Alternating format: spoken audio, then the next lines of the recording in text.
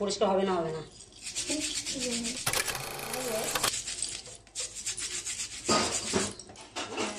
হবে, কিন্তু কেন হবে না? আর ওরা যে করে, ওরা তো মানে পুরো পরিষ্কার করে দেয়। ওরা তো মেশিনে করে না, মেশিনে কত নষ্ট হয়ে গেলো তো, পুড়িয়ে তাকে জলের তারপরে হাত থেকে কি সব দিয়ে ঘর দিয়ে।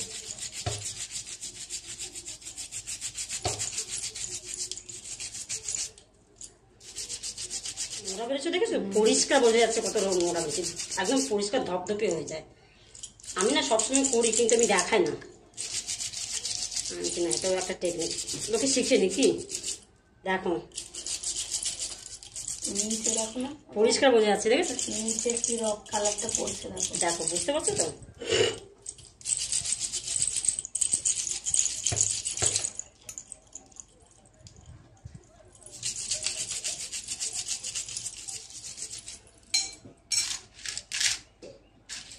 দেখো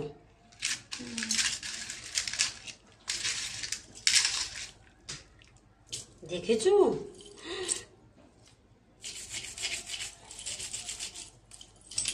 ভাবো তুমি। আর দোকানদারটা তুমি দেখবে পুরো করে দেয়, খাল করে দেয়, রূপোর মতন চকচক করে, খাল করে দেয়। নতুন রূপো যেমন হয়, ওটা রূপো ক্ষয় হয়ে যায়। ওই সেটাই বললাম তো।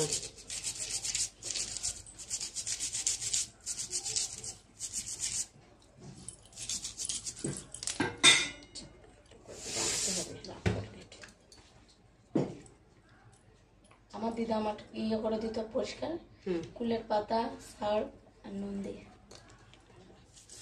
যার যেটা টেকনিক, মানে যে যত যোগটা জানে। অ্যাসিড তো খারাপ, এই অ্যাসিড এখন গরম একটু কম লাগছে। গরম কম লাগছে এখন।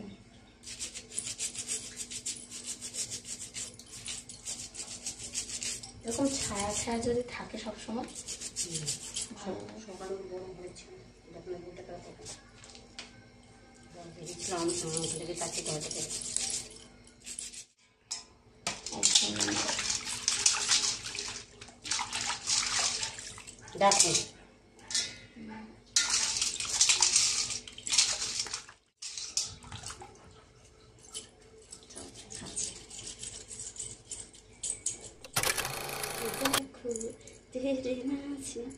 দেখ না, দেখ দেখ দেখ,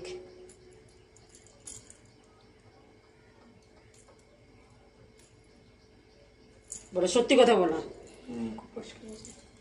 দেখো তোমাকে দেখেছিলাম, এইটা বেশি দেখো তুমি, এইটা বেশি ভালো না দোকানেটা ভালো? বলো চমকাচ্ছে। এই জন্য কোনো কোনো জিনিস তুমি দেখবে ঘরেতে ঠিক আছে, তাই না?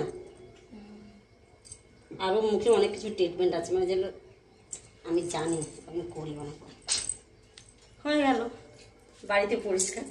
আমি এবার থেকে দোকানে যাবো না, দোকানে কত করে নেয়?